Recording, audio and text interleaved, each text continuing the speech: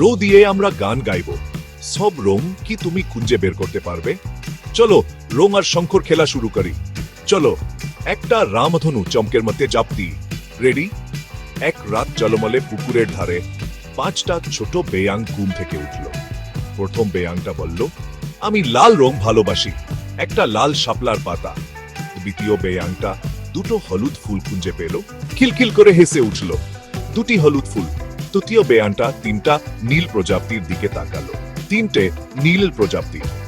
চতুর্থ বেয়াংটা 4টে সবুজ পাতা দেখতে পেল, 4টে সবুজ পাতা।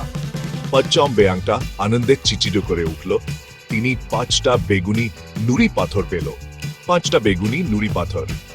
এবার চলো রং গোনার খেলা খেলি।